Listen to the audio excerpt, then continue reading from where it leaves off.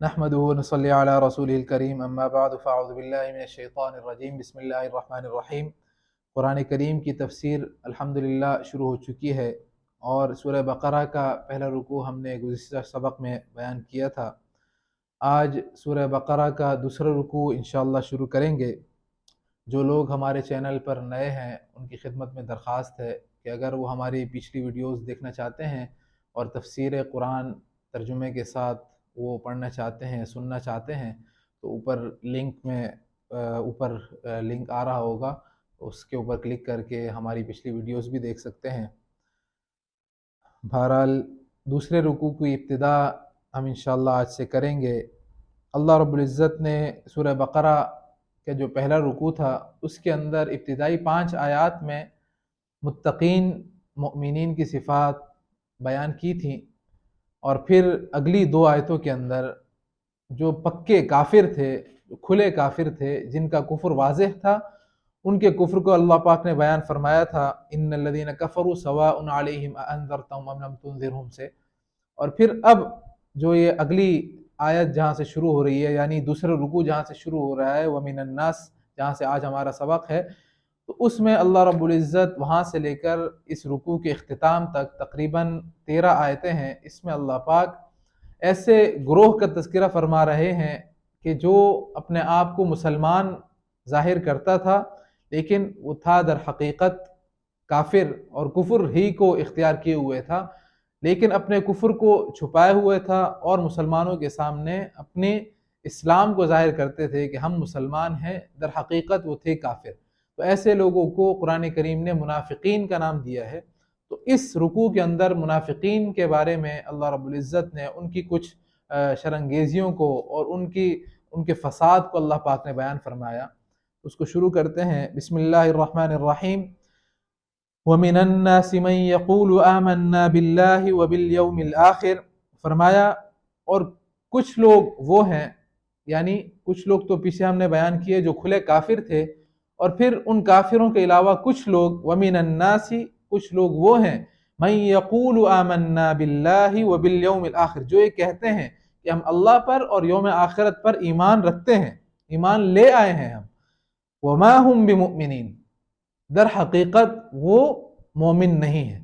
اللہ پاک نے ان کے اس دجل اور فریب کو اور ان کے جھوٹ کو اللہ رب العزت نے اس آیت کے اندر بالکل واضح الفاظ کے اندر بیان فرما دیا کہ لوگوں میں بعض لوگ وہ ہیں، ایک گروہ ایسا بھی ہے کہ جو کفر کے اوپر ہونے کا دعوے دار نہیں ہے، وہ اپنے لوگوں کے سامنے، آس پاس کے ماحول میں رہنے والے مسلمانوں کے سامنے اپنے آپ کو مسلمان ظاہر کرتے ہیں، اور وہ یہ کہتے ہیں، مسلمانوں سے ملاقات ہوتی ہے تو ان کے سامنے یہ کہتے ہیں کہ آمنا باللہ وبالیوم الآخر، تو ہم اللہ پر بھی ایمان لے کے آئے اور یوم آخرت پر بھی ہم ایمان لے کے آئے ہیں۔ تو اللہ پاک کے اوپر ایمان لانا، یوم آخرت پر ایمان لانا، اس کو وہ دھڑلنے سے بیان کرتے ہیں، اور لیکن یہاں پر بھی ان کا دجل اور فریب آپ ملاحظہ کریں کہ اگرچہ وہ یہاں پر کہہ رہے ہیں کہ ہم اللہ پر اور یوم آخرت پر ایمان لے آئے، لیکن در حقیقت وہ اپنے اس جملے کے ضمن میں ایک اور بات کا انکار بھی کر رہے ہیں، وہ یہ کہ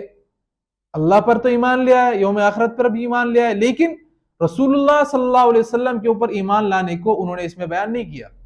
کیوں؟ آخرت پر ایمان لانا یہ یہود کے اندر بھی تھا، یہ وہ لوگ ہیں، وہ من الناس سے مفسرین فرماتے ہیں کہ یہود مراد ہے۔ تو یہود کا در حقیقت ان میں سے بھی لوگ، اکثر لوگ یعنی مشرکین میں سے بھی لوگ یہی ہے، ان کا عقیدہ اکثر لوگوں کا یہی ہوتا ہے کہ اللہ کو تو مانتے ہیں، مشرکین بھی مانتے ہیں، عیسائی بھی مانتے ہیں، یہود بھی مانتے ہیں، اللہ پاک کا تو ان کا اقرار سبھی لوگ کرتے ہیں، اور یوم آخرت کا اقرار بھی سبھی لوگ کرتے ہیں۔ تو اس کا اپنے اسی اقرار کو انہوں نے یہاں پر مسلمانوں کے سامنے بیان کیا کہ ہم اللہ پر اور یوم آخرت پر ہم ایمان لاتے ہیں۔ تو مسلمانوں کو انہوں نے یہاں پر بھی دھوکہ دینے کی کوشش کی، اور مسلمان ان کو سمجھتے تھے کہ شاید یہ واقعی مومن ہے، جب یہ کہہ رہے ہیں کہ ہم اللہ پر یوم آخرت پر ایمان لے آئے تو در حقیقت مومن ہی ہوں گے، لیکن اللہ پاک نے ان کے دجل اور فریب کو اور ان کے جھوٹ کو اللہ پاک نے یہاں ظاہر فرمایا اور اعلان فرما دیا کہ وما ہم بمؤمنین، کہ در حقیقت یہ مومن نہیں ہے، بھائی یہ ایمان لانے والے لوگوں میں سے نہیں ہے۔ یخادعون اللہ والذین آمنوا، اللہ پاک آگے فرماتے ہیں کہ یہ لوگ تو یہ سوچ رہے ہیں، یخادعون اللہ، یہ اللہ کو وہ لوگ اللہ کو اور والذین آمنوا اور ایمان لانے والوں کو دھوکہ دیتے ہیں، ان کو دھوکہ دیتے ہیں، یعنی اللہ کو دھوکہ دیتے ہیں اور ایمان لانے والوں کو دھوکہ دیتے ہیں۔ وما يخدعون الا انفسهم وما يشعرون، اور فرمایا اللہ پاک نے حالانکہ یہ اپنے آپ ہی کو صرف در حقیقت دھوکہ دیتے ہیں، وما يشعرون، اور اس بات کا انہیں احساس بھی نہیں ہے۔ یعنی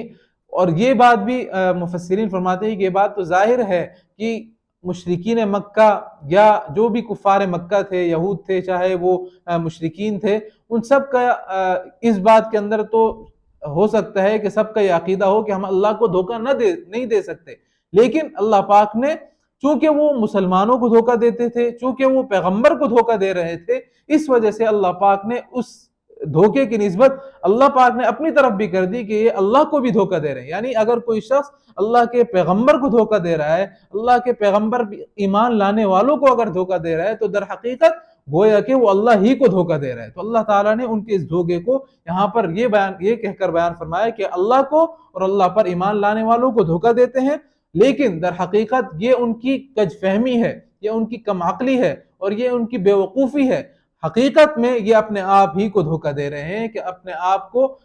یہ کل قیامت کے روز جو عذاب ان کے لیے تیار کیا گیا ہے وہ ان کو بے شک اور 100% ان کو وہ عذاب دیا جائے گا، اور اس عذاب کے اندر یہ لوگ مبتلا کیے جائیں گے، چاہے یہ اپنے آپ کو کتنا ہی مومن ظاہر کر دیں، کتنا ہی ایمان لانے والا ظاہر کر دیں۔ اگلی آیت میں فرمایا کہ فی قلوبہم مرض فزادہم اللہ مرضا، اللہ پاک فرماتے ہیں کہ ان کے دلوں میں روگ ہے، فزادہم اللہ مرضا، لہذا اللہ پاک نے ان کے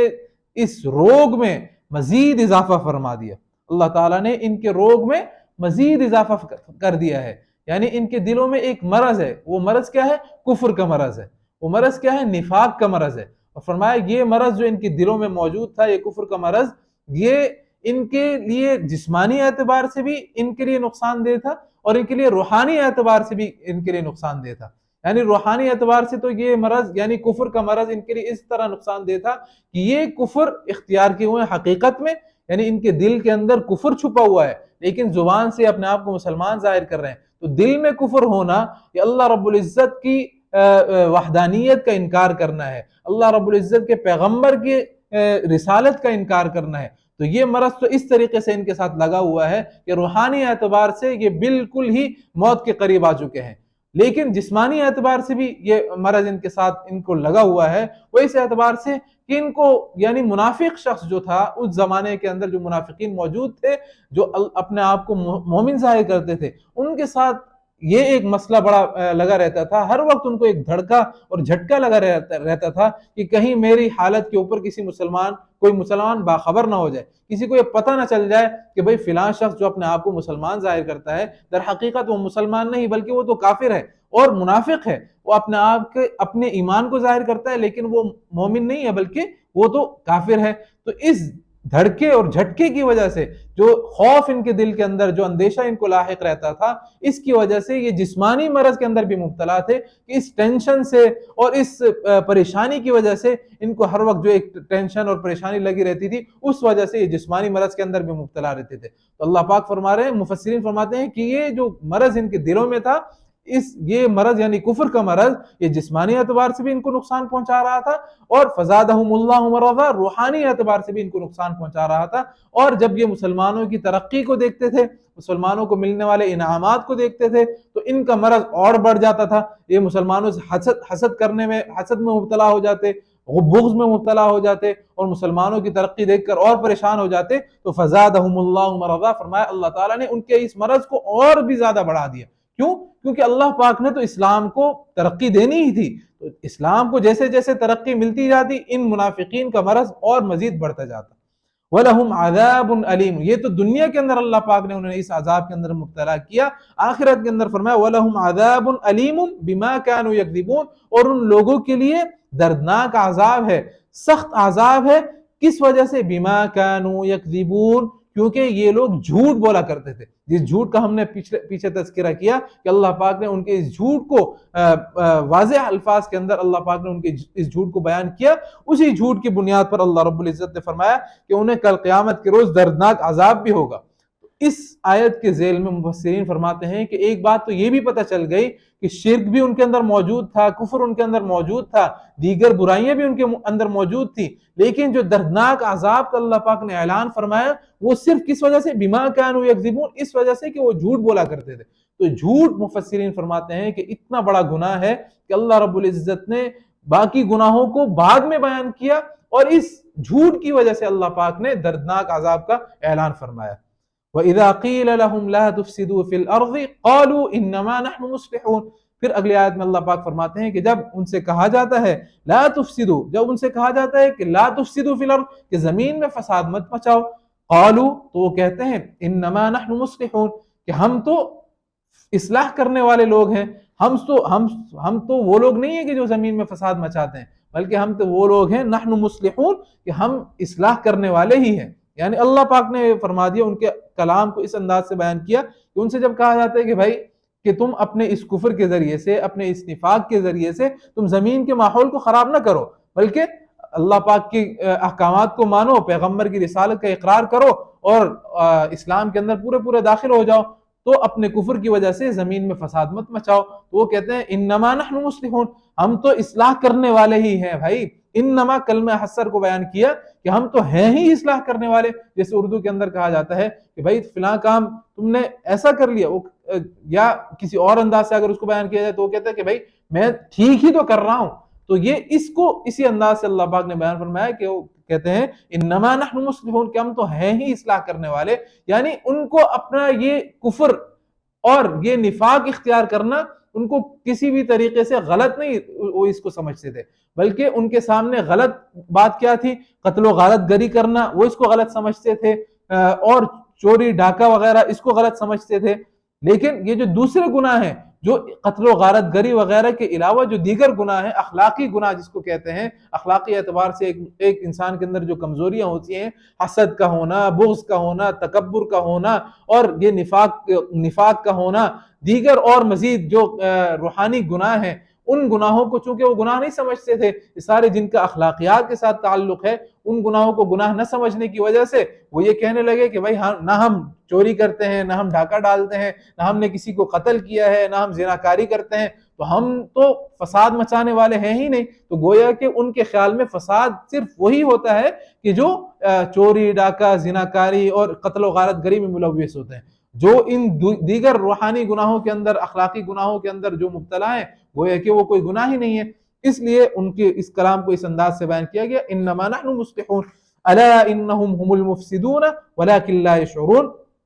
اس کو اللہ پاک نے بیان فرمایا کہ یاد رکھو انہم هم المفسدون، یہی لوگ فساد مچانے والے ہیں، ولکن لا یشعرون، لیکن انہیں اس بات کا احساس نہیں ہے۔ یعنی اگرچہ وہ قتل و غارت نہیں کر رہے، اگرچہ وہ چوری ڈاکہ نہیں ڈال رہے، لیکن ان اخلاقی گراوٹ کا شکار ہونے کی وجہ سے یہ لوگ فساد مچانے والے ہیں۔ زمین کے اندر اس کرۂ ارض پر جس پر یہ موجود ہیں، قرآن ان کے درمیان نازل کیا جا رہا ہے، اور یہ اس قرآن کا انکار کر رہے ہیں اور اللہ رب العزت کے احکامات کا انکار کر رہے ہیں، رسول اللہ صلی اللہ علیہ وسلم کی رسالت کو نہیں مان رہے، اس نہ ماننے کی وجہ سے اللہ پاک نے فرمایا وَلَٰكِن لَا يَشْعُرُونَ، یہی لوگ فساد مچانے والے ہیں، لیکن انہیں اپنے فساد کا احساس بھی نہیں ہے کہ ہم اس فساد کو پھیلانے کا ذریعہ بن رہے ہیں۔ وَإِذَا قِيلَ لَهُمْ آمِنُوا كَمَا آمَنَ النَّاسُ قَالُوا أَنُؤْمِنُ، اور جب اگلی آیت میں فرمایا کہ جب ان سے کہا جاتا ہے آمنو، ایمان لے آؤ، کیسے؟ کما آمن الناس، جیسے کہ یہ لوگ ایمان لے کے آئے۔ کون لوگ؟ آمن الناس سے فرمایا تمام مفسرین کے نزدیک بالاتفاق فرماتے ہیں کہ آمن الناس سے مراد صحابہ مراد ہیں، کہ یہاں پر اللہ پاک نے ان سے فرمایا کہ جب ان سے کہا جاتا ہے کہ ایمان لے آؤ ایسا جیسے کہ صحابہ ایمان لے کے آئے، قالو، تو کہتے ہیں انؤمن کما آمن السفہاء، کہ ہم ایسے ایمان لے آئے جیسے کہ یہ سارے بیوقوف لوگ ایمان لے کے آئے ہیں۔ تو وہ ان کی نظر میں گویا کہ صحابہ کو نعوذ باللہ وہ بیوقوف سمجھتے تھے۔ آپ صلی اللہ علیہ وسلم کے اوپر ایمان لانے والوں کو، آپ صلی اللہ علیہ وسلم کے اوپر جان مال عزت آبرو ہر چیز قربان کرنے والوں کو وہ اپنی نظر میں بیوقوف سمجھتے تھے نعوذ باللہ۔ تو اللہ پاک نے یہاں پر بنیادی طور پر مفسرین فرماتے ہیں کہ اللہ پاک نے ایک طرح سے ایمان کا معیار اور کسوٹی امت کے سامنے بیان کر دی کہ اگر آج کے زمانے میں بھی کوئی شخص اگر ایمان لانا چاہتا ہے اور اسلام کے اوپر وہ اسلام میں داخل ہونا چاہتا ہے، تو آمنو کما آمن الناس، تو اس کو ایمان لانے کے لیے ضروری ہے کہ ویسا ہی ایمان لے آئے، اسی ترتیب کے اوپر، اسی اعتبار سے، انہی شرائط کے ساتھ ایمان لے کے آئے جیسے کہ صحابہ ایمان لے کے آئے۔ اگر کوئی شخص اپنے ایمان کا دعوے دار ہے، اسلام لانے کے دعوے دار ہے، لیکن اس کے ایمان میں اور صحابہ کے ایمان میں ذرہ برابر بھی اگر فرق ہے، یعنی ان شرائط کے ساتھ، اس ترتیب کے ساتھ اگر وہ ایمان نہیں لایا جس ترتیب کے ساتھ صحابہ ایمان لے کے آئے، تو پھر اس کو مومن نہیں کہا جائے گا، کیونکہ معیار ایمان اللہ پاک نے سیٹ کر دیا یہاں پر، اور وہ معیار ایمان کیا ہے؟ وہ صحابہ کا ایمان معیار ہے، پوری امت کے لیے، قیامت تک آنے والے لوگوں کے لیے اللہ پاک نے یہاں پر اعلان فرما دیا کہ اگر کسی شخص کو پکا ایمان لے کے آنا ہے، اسلام کے اندر داخل ہونا ہے، مسلمان ہونا ہے، تو اس کو صحابہ جیسا، جو رسول اللہ صلی اللہ علیہ وسلم کے ساتھی ہیں، ان کے جیسا ایمان لانا ہوگا۔ الا انہم ہم السفہاء ولکن لا یعلمون، اللہ پاک نے ان کے اس دعوے کو بھی اور ان کے اس بات کو بھی اللہ پاک نے رد فرمایا، اور اس انداز سے فرمایا کہ یاد رکھو، سن لو، انہم ہم السفہاء، کہ یہی لوگ بے وقوف ہیں، یعنی جو لوگ اللہ پاک پر ایمان لانے والے کو، رسول اللہ صلی اللہ علیہ وسلم کی رسالت کو ماننے والے کو کوئی شخص بے وقوف کہہ رہا ہے، تو سن لو، وہ تو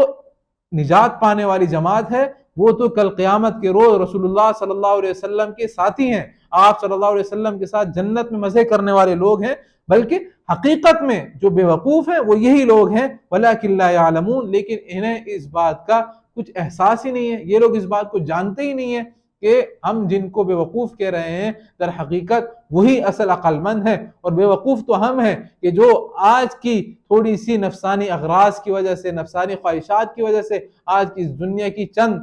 دو ٹکوں کی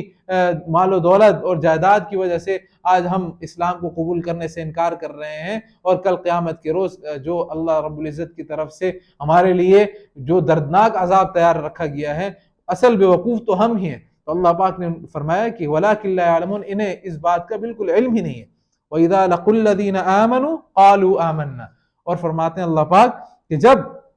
یہ ان لوگوں سے ملتے ہیں، وَإِذَا لَقُوا الَّذِينَ، اور جب یہ لوگ ان لوگوں سے ملتے ہیں، الَّذِينَ آمَنُوا، کہ جو ایمان لے آئے، قالوا، تو کہتے ہیں، ایمان لانے والوں سے جب یہ لوگ ملتے ہیں، صحابہ سے ملاقات ہوا کرتی تھی منافقین کی، تو کیا کہتے تھے؟ آمنا، کہ ہم ایمان لے آئے، ان کے سامنے یہ اقرار کیا کرتے تھے کہ ہم ایمان لے آئے۔ وَإِذَا خَلَوْا إِلَىٰ شَيَاطِينِهِمْ، اور جب اپنے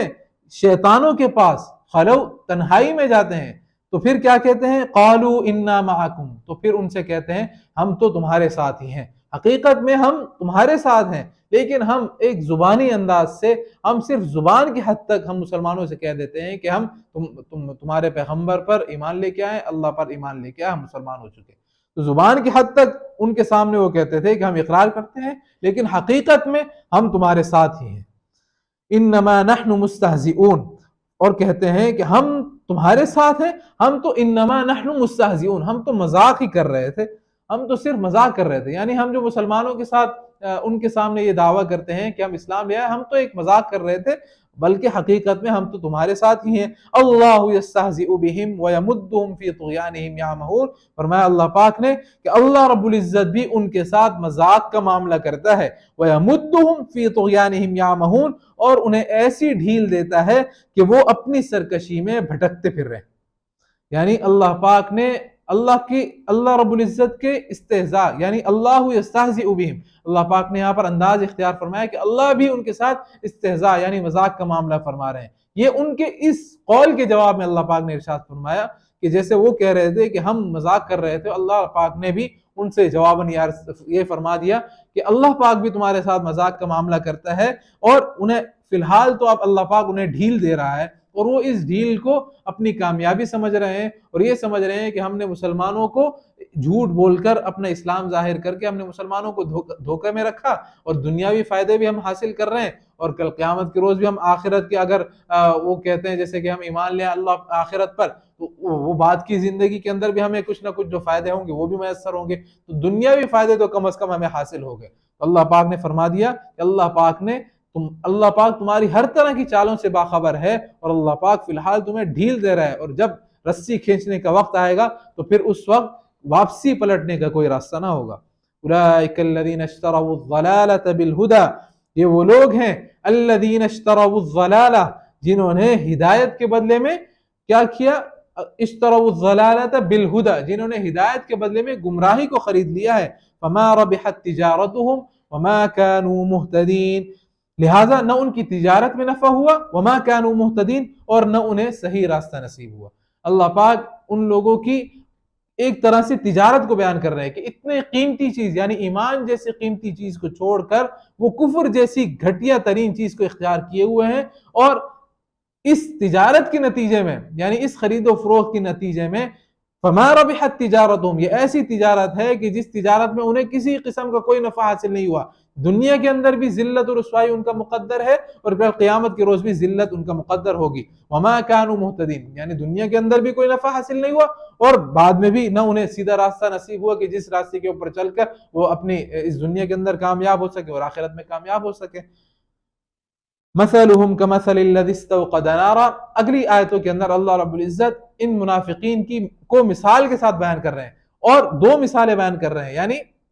دو طرح کے منافقین کو اللہ پاک نے مثالوں کے اندر بیان کیا. ایک طرح کے منافقین تو وہ تھے کہ جو در حقیقت اصل میں ہی ان کے دل میں کفر رچ بس کیا تھا، اور جن کا اسلام لانے کا کوئی ارادہ نہیں تھا، لیکن وہ اپنے آپ کو پھر بھی مسلمانوں کے سامنے اپنے آپ کو مسلمان ظاہر کرتے تھے. در حقیقت ان کا اسلام لانے کا کسی قسم کا کوئی ارادہ نہیں تھا، لیکن نفسانی اغراض کی وجہ سے، کوئی مصلحتوں کی وجہ سے، دنیاوی کسی مال و دولت کے حصول کے لیے، ان تمام اغراض کی وجہ سے وہ اپنے آپ کو مسلمان ظاہر کرتے تھے. تو ایک طرح کے منافقین تو وہ تھے، اور دوسری طرح کے منافقین وہ تھے کہ جو در حقیقت تھے تو کفر پر ہی، لیکن کبھی کبھار وہ مسلمانوں کے اوپر ہونے والے انعامات کو اور اسلام کے اوپر جو دلائل اللہ رب العزت نے قرآن کریم میں بیان فرمائے، ان دلائل کو سن کر ان کے دل میں داعیہ پیدا ہوا کرتا تھا کہ چلیں اگر اسلام کو قبول کر لیں تو اس میں بھی فائدہ ہے. تو اسلام کو قبول کرنے کا کچھ نہ کچھ داعیہ ان کے دل میں پیدا ہو جایا کرتا تھا، لیکن پھر جب وہ اسلام کو قبول کرنے لگتے، پھر کوئی ان کے سامنے ایسی کوئی دنیاوی مصلحت آ جاتی، یا کوئی ایسا مال و دولت کا حصول ان کے سامنے آ جاتا، یا کوئی ایسی لالچ آ جاتی کہ پھر وہ اسلام سے پیچھے ہٹ جاتے اور کفر کے اوپر ہی جمے رہتے. تو ان دو گروہوں کو اللہ رب العزت نے مثال کے ساتھ بیان کیا. فرمایا مثلہم، ان منافقین کی مثال کمثل الذی استوقد نارا، اس شخص کی طرح ان منافقین کی مثال اس شخص کی سی ہے استوقد نارا، جس نے ایک آگ روشن کی. فلما اضاءت ما حولہ، پھر جب اس آگ نے ما حولہ اپنے ارد گرد کے ماحول کو روشن کر دیا، ذهب اللہ بنورہم وترکہم فی ظلمات لا یبصرون، تو اللہ تعالیٰ نے ان کا نور سلب کر لیا اور انہیں وترکہم فی ظلمات، اور انہیں اندھیریوں میں چھوڑ دیا، لا یبصرون، کہ انہیں کچھ سجھائی نہیں دیتا، کچھ دکھائی ہی نہیں دیتا. تو ایک طرح کے منافقین یعنی ایک طرح کے لوگ وہ ہیں استوقد نارا، کہ جیسے کوئی شخص جنگل کے اندر یا کسی اندھیری جگہ کے اندر کوئی شخص آگ روشن کر دیتا ہے. تو اسلام کی مثال اللہ رب العزت نے ایسی دی جیسے کہ ایک روشن آگ ہوتی ہے، کسی آگ کی جل جانے کی وجہ سے روشنی ہر طرف پھیل جاتی ہے. اسی طریقے سے یہ منافقین بھی ہیں جو پہلی قسم کی منافقین ہیں، گویا کہ وہ اسلام کی روشنی کو پہچان چکے ہیں، اسلام کی حقانیت کو سمجھ چکے ہیں. اس کے بعد فلما اضاءت ما حولہ، یعنی اسلام کی تمام واضح دلائل ان کے سامنے آنے کے بعد، تمام چیزوں کے ان کے سامنے بالکل واضح ہو جانے کے بعد، ذهب اللہ بنورہم، پھر وہ پلٹ جاتے ہیں، پھر وہ کہتے ہیں کہ نہیں ہم نے اسلام کی طرف، یہ اسلام تو ہم نے قبول نہیں کرنا. تو وہ یعنی بالکل ان کے دل میں اسلام لانے کا داعیہ ان کے دل میں پیدا ہی نہیں ہوتا. وترکہم فی ظلمات، اور پھر ویسے ہی یعنی وہ جو آگ روشن کی تھی انہوں نے اس آگ کو اللہ رب العزت نے ختم کر دیا، اور فی ظلمات لا یبصرون، پھر وہ آگ ختم ہو جانے کے بعد ایسے اندھیروں کے اندر وہ رہ گئے کہ لا یبصرون، کہ کچھ انہیں دکھائی نہیں دیتا. صم بکم عمی فہم لا یرجعون، وہ بہرے ہیں، صم وہ بہرے ہیں، بکم وہ گونگے ہیں، عمی وہ اندھے ہیں، فہم لا یرجعون لہذا وہ اب واپس نہیں آئیں گے. اللہ پاک نے اعلان فرما دیا کہ پہلے قسم کی منافقین کی مثال وہ تو ایسی ہے کہ جو بہرے ہو، حق کو سننے سے بہرے ہو گئے، اور حق بات بولنے سے گونگے ہو گئے، حق بات دیکھنے سے اندھے ہو گئے، اور ان کے اس طریقے پر ان کے سارے اعضاء نے کام چھوڑ دیا کہ اب وہ دوبارہ حق کو قبول کرنے کے قابل ہی نہیں ہے، اب وہ دوبارہ اسلام لانے کی طرف آتے ہی نہیں ہے. اور دوسری قسم کے او کصیب من السماء فیہ ظلمات ورعد وبرق، یا پھر ان منافقین کی مثال اس آسمان سے برستی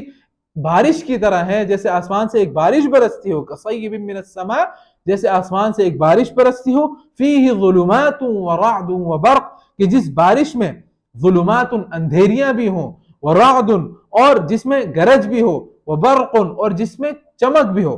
تو ایسی بارش ہو کہ جو آسمان سے برس رہی ہے، جس میں اندھیریاں بھی ہیں اور جس میں گرج بھی ہے، جس میں چمک بھی ہے. یجعلون اصابعہم، یہ اپنی انگلیوں کو، فی آذانہم، اپنے کانوں میں ڈال دیتے ہیں، اپنی انگلیوں کو اپنے کانوں میں ٹھونس دیتے ہیں، من الصواعق، کڑکوں کی آواز سے، یعنی جو بجلی کے کڑکنے کی جو آواز ہے ان آوازوں سے، ان آوازوں کے خوف سے، من الصواعق حذر الموت، موت کے خوف سے یہ بجلی کے کڑکوں کی آواز کی وجہ سے اپنی انگلیوں کو اپنے کانوں میں ڈال دیتے ہیں. واللہ محیط بالکافرین، اور اللہ نے کافروں کا احاطہ کیا ہوا ہے. تو دوسری قسم کی منافقین کی مثال اللہ پاک نے بیان فرمائی کہ ایسی ہے جیسے کہ آسمان سے بارش برستی ہے، یعنی اسلام کو اللہ پاک نے بارش کے ساتھ تشبیہ دی، جیسے کہ آسمان سے بارش برستی ہے، اسلام کو اللہ پاک نے بارش سے تشبیہ دی. فیہ ظلمات، جس میں اندھیریاں ہیں، یعنی ان کے پاس اسلام آ گیا ایسے جیسے بارش ہر طرف پھیل جاتی ہے، ہر طرف برس کر جل تھل کر دیتی ہے. اسلام بھی ان کے سامنے ایسے ہی واضح ہو چکا ہے، اسلام کی حقانیت دلائل ان کے سامنے واضح ہو چکے ہیں. فیہ ظلمات، لیکن کیا ہے ان کے اندر، اس بارش کے اندر کیا ہے، اندھیریاں ہیں. کچھ نہ کچھ ان کے دل میں کفر جو جمع ہوا ہے اس کی وجہ سے وہ اس اسلام کو قبول کرنے سے ہچکچا رہے ہیں. ورعد اور وبرق، اس میں گرج ہے اور اس میں چمک بھی ہے. یعنی کبھی کبھار اس کے دلائل، اسلام کے دلائل ان کے سامنے جب آ جاتے ہیں تو پھر وہ اس کو قبول کرنے لگتے ہیں. وہ برق، اور اس میں کچھ چمک بھی ہے. پھر ان کے سامنے، پھر کبھی کبھار ان کا دل چاہتا ہے کہ ہم اسلام قبول کر لیں، لیکن پھر اغراض نفسانی کی وجہ سے، خواہش نفسانی کی وجہ سے پھر اس کو ترک کر دیتے ہیں، اسلام لانے کے عمل کو ترک کر دیتے ہیں. یجعلون اصابعهم فی آذانهم من الصواعق حذر الموت. اللہ پاک نے آگے فرما دیا کہ اپنے کانوں میں، ایسا شخص کہ جس کے کانوں میں یہ بجلی کے کڑکنے کی آواز آ رہی ہو، وہ اپنے کانوں میں انگلیاں ڈال دیتے ہیں. اسی طریقے سے اب اگرچہ ان کے سامنے اسلام کی حقانیت واضح ہو چکی ہے، لیکن پھر ان نفسانی خواہشات کی وجہ سے وہ اسی شخص کی طرح ہے جو بجلی کے کڑکنے سے اپنے کانوں کو بند کر لیتا ہے. تو یہ لوگ بھی اسلام کے حقانیت کو واضح ہو جانے کے بعد بھی یہ اپنے آپ اپنے کانوں کو بند کر چکے ہیں، لہٰذا اب اسلام ان کے دلوں میں کبھی بھی داخل نہیں ہو سکے گا. واللہ محیط بالکافرین. ان کے اس کفر کی وجہ سے اللہ پاک فرماتے ہیں، جو کفر انہوں نے اختیار کیا ہوا ہے، اللہ پاک نے یہ نہ سمجھے کہ ہم نے مسلمانوں کو دھوکہ دے دیا، اب ہم اس دنیا کے اندر عیش کی زندگی گزاریں گے، بلکہ اللہ پاک نے یہاں پر ان کو تنبیہ فرمائی کہ اللہ پاک تمہارا احاطہ کیے ہوا ہے. یکاد البرق یخطف ابصارہم، اللہ پاک فرماتے ہیں کہ ایسا لگتا ہے، یکاد البرق، کہ بجلی، اچانک بجلی، یخطف ابصارہم، ان کی آنکھوں کو اچک لے گی. کلما اضاء لهم مشوا فیہ، کہ جب بھی کبھی وہ ان کے لیے روشن کر دی جاتی ہے، مشوا فیہ، تو وہ اس میں چلنے لگتے ہیں. یعنی جب بھی بجلی